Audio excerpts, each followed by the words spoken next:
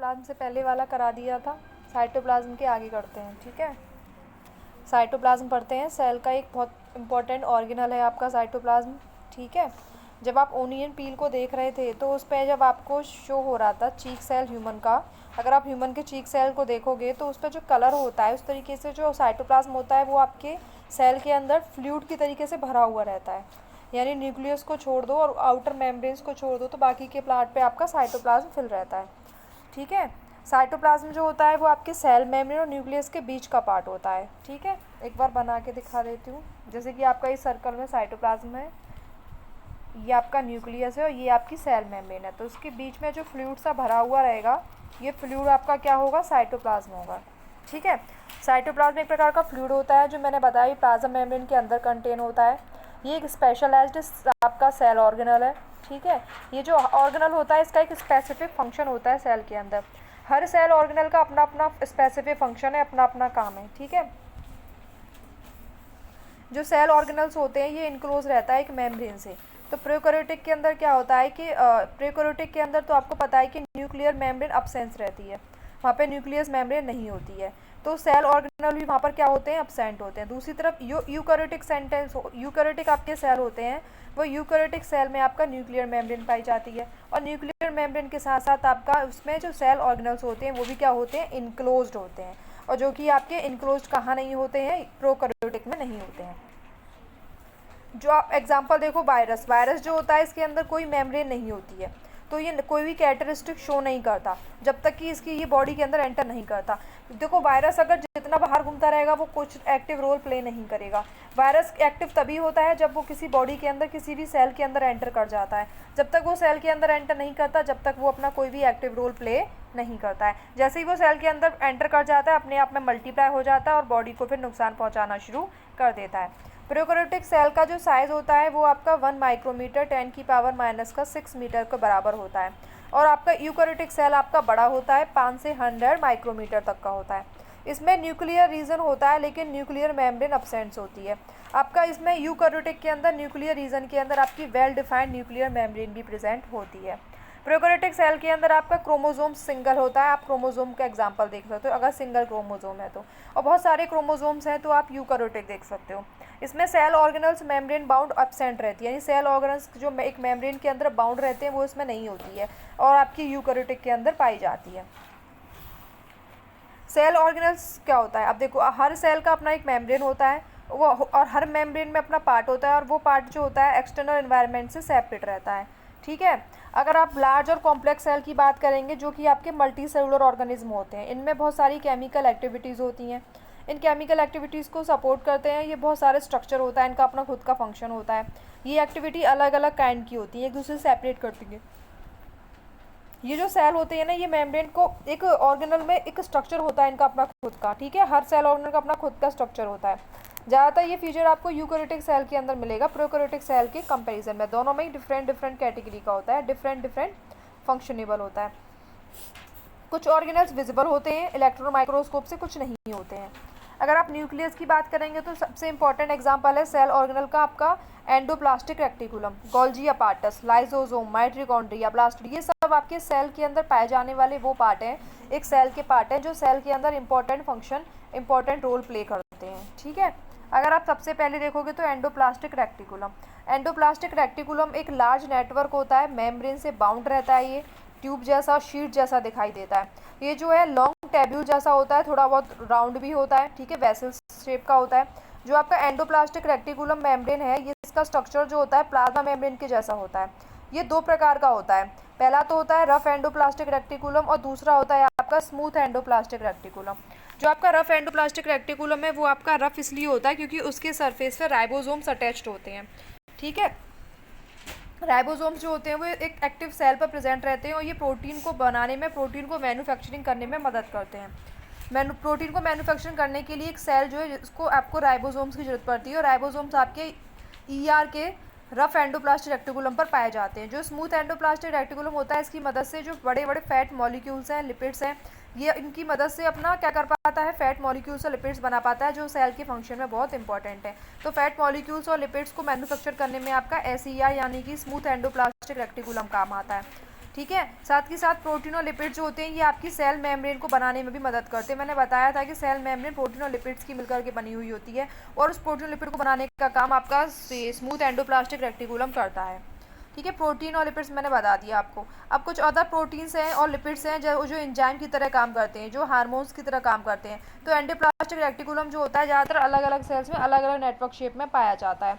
इस आप डायग्राम में भी देख सकते हो, एंडोप्लास्टिक रेक्टिकुलम आपको कहीं शो रहा है, तो आपको रफ और स्मूथ तो अलग अलग तरीके से शो हो रहे हैं, टेप बसल्स टाइप के शो हो रहे हैं कि इधर है रफ एंडोप्लास्टिक रेक्टिकुलम और आपका दूसरा वाला जो है वो इधर है स्मूथ एंडोप्लास्टिक रेक्टिकुलम।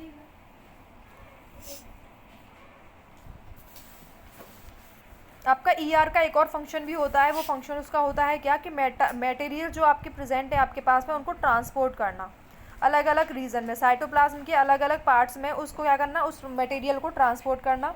ठीक है ना। ईआर जो है फंक्शन करता है साइटोप्लाज्मिक फ्रेमवर्क की तरह ही, जो सरफेस प्रोवाइड कराता है। ठीक है, किसको, बायोकेमिकल एक्टिविटीज़ को।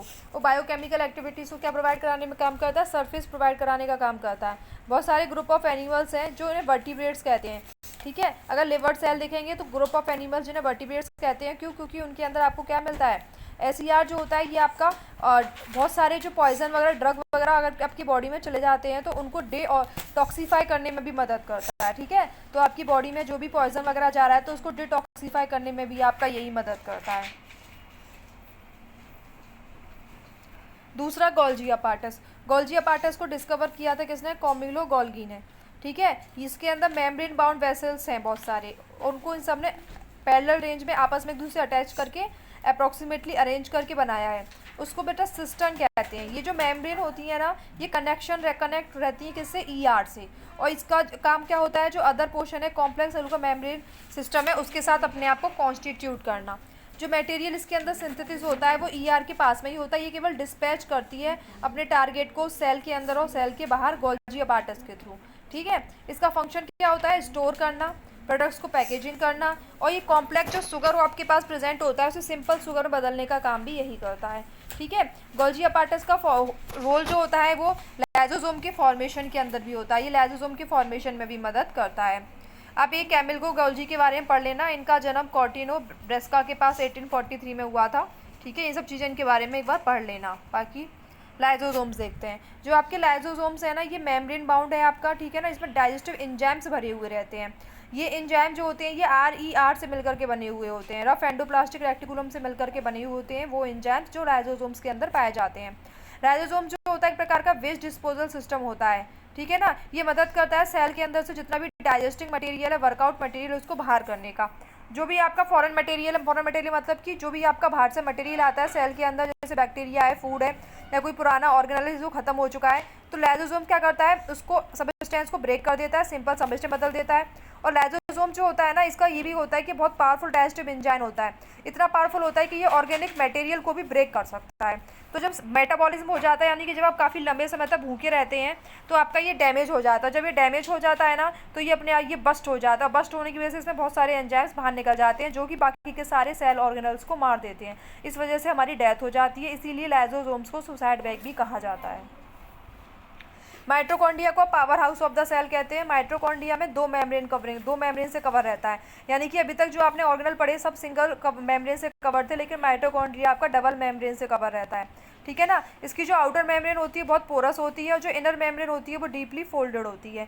ये जो फोल्ड होता है ये सरफेस एरिया पे इंक्रीज होता रहता है, एटीपी बनते रहते हैं, क्योंकि इसके सरफेस पर एटीपी का फॉर्मेशन होता है, तो इस वजह से इसका फोल्ड एरिया क्या होता है, इंक्रीज होता रहता है केमिकल रिएक्शन के दौरान।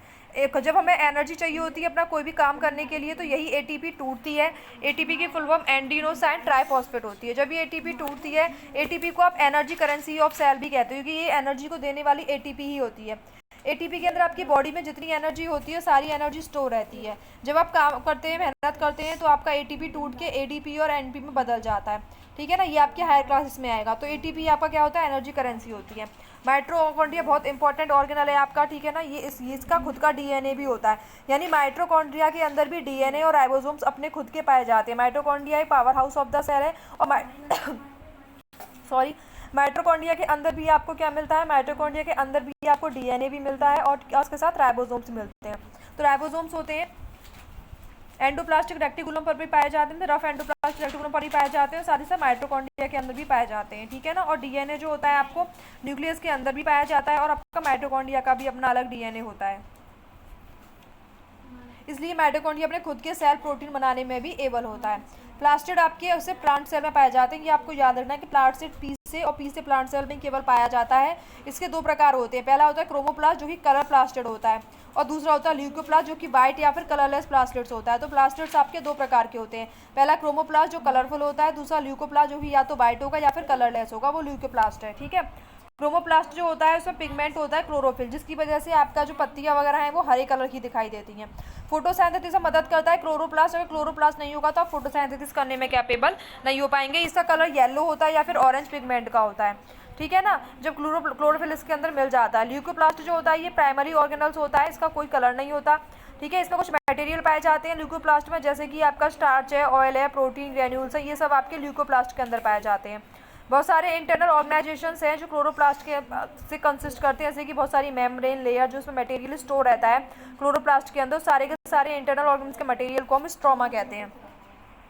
माइटोकॉन्ड्रिया और का कुछ एक्टिव स्ट्रक्चर के अंदर हमने देखा है कि जो माइटोकॉन्ड्रिया है प्लास्टिड भी डीएनए और राइबोसोम दोनों को कंटेन करता है ना। जैसे कि आपका माइटोकॉन्ड्रिया के अंदर डीएनए भी होता था, राइबोसोम्स भी होता था, उसी तरीके से आपका प्लास्टिड के अंदर डीएनए भी होता है और और आपका राइबोसोम्स भी होता है। तो माइटोकॉन्ड्रिया प्लास्टिड दोनों ही डीएनए और राइबोसोम को कंटेन करते हैं।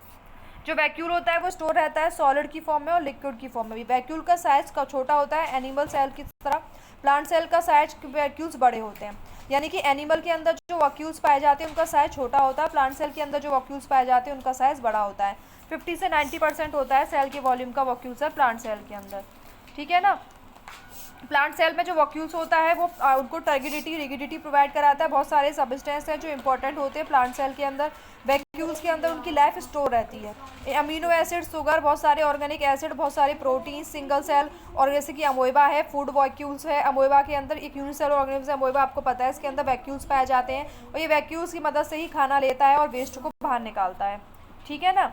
और बहुत सारी सेल्स हैं जिनका स्ट्रक्चर इस तरीके से बना हुआ है कि वो एबिलिटी होती है उनके अंदर फंक्शन करने की, मेम्ब्रेन, ऑर्गेनल्स, इन सब का स्पेसिफिक वे में ऑर्गेनाइजेशन में फंक्शन करने की। जो बेसिक स्ट्रक्चर ऑर्गेनाइजेशन होता है इसकी मदद से जो परफॉर्म करता है कि रेस्पिरेशन में मदद करता है और न्यूट्रिशन ऑब्टेन करने में मदद करता है, वेस्ट को क्लियर करने में, नए नए प्रोटीन्स बनाने में आपका ये प्लास्टिड मदद करता है, ठीक है। बहुत सारे सेल हैं जो fundamental structural unit of living organism होते हैं, क्योंकि अब हमने सेल को फंडामेंटल स्ट्रक्चरल यूनिट क्यों कहा है, क्योंकि इस सेल में आप देख रहे हो कि हर सेल ऑर्गेनल का अपना अलग अलग स्ट्रक्चर भी है और अपना अलग अलग काम भी है, तो इसलिए इसे स्ट्रक्चरल फंडामेंटल यूनिट कहते हैं।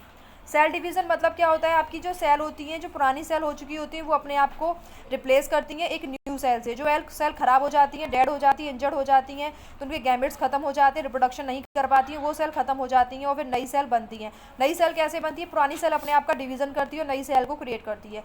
सेल डिवीज़न दो प्रकार से होता है, एक होता है मिटोसिस, एक होता है माइटोसिस। जो आपका सेल डिवीज़न है, अगर उसके अंदर नंबर ऑफ सेल की जो ग्रोथ है वो उतनी हो रही जितनी की आपका नंबर ऑफ सेल है, यानी कि अगर आपके 10 सेल है तो वो सेल डिवीज़न करने के बाद ही 10 सेल ही बना रहे हैं तो आपका वो मिटोसिस हो जाएगा, ठीक है। इस प्रोसेस के अंदर क्या होता है, हर सेल जो होता है वो मदर सेल कहलाता है, ठीक है ना। इसमें दो आइडेंटिकल डॉटर सेल भी बन सकते हैं। दो डॉटर सेल का मतलब क्या होता है, इसमें नंबर ऑफ क्रोमोसोम दोनों में बराबर बराबर पाए जाते हैं, है ना। इसकी मदद से ग्रोथ होती है, टिश्यू में रिपेयर होता है। स्पेसिफिक सेल जो रिप्रोडक्टिव ऑर्गन के अंदर पाई जाती हैं, जो कि एनिमल और प्लांट दोनों टिश्यू के अंदर पाई जाती हैं, गैमेट्स को डिवाइड करती हैं, फर्टिलाइजेशन में मदद करती हैं, ठीक है ना, ऑफस्प्रिंग बनाने में मदद करती हैं, ठीक है, और अलग अलग प्रोसेस के थ्रू जाती है, वो होती है मेसोइसिस। यानी कि जो आपकी गैमेट्स होते हैं जो सेल डिवीज़न करते हैं वो मेसोइसिस होता है, और जो आपकी सेल करती हैं, सोमेटिक सेल करती हैं, वो आपका माइटोसिस होता है। माइटोसिस को आपको मदर सेल कहते हैं क्योंकि वो n नंबर ऑफ सेल में डिवाइड करता है, 10 हैं तो 10 में जाएंगे। और मेसोसिस जो होते हैं ये आपके हाफ में डिवाइड करता है, क्योंकि जो गैमेट सेल होती हैं वो हाफ में बढ़ती हैं। 46 क्रोमोसोम्स है, 43 पेयर ऑफ क्रोमोसोम्स है, तो आप उनको डिवाइड करेंगे तो आपके क्या हो जाएगा, वो 23 में बढ़ जाएंगे। तो उसमें क्या होता है, सेल डिवीजन आधे आधे का होता है, n/2 का होता है, और मिटोसिस में n का होता है। तो आपका माइटोसिस जो आपकी गैमेट सेल होती हैं उनमें आपका माइटोसिस सेल डिवीजन पाया जाता है। माइटोसिस का मतलब क्या, आपकी नई सेल कब बनेगी, जब पुरानी सेल के हाफ क्रोमोसोम्स और मदर सेल के हाफ और फादर के हाफ जब मिलते हैं तब जाके एक बेबी का बॉन्ड होता है। तो ये चैप्टर आपका खत्म हो गया है, अच्छे से पढ़ लेना, रिविजन कर लेना।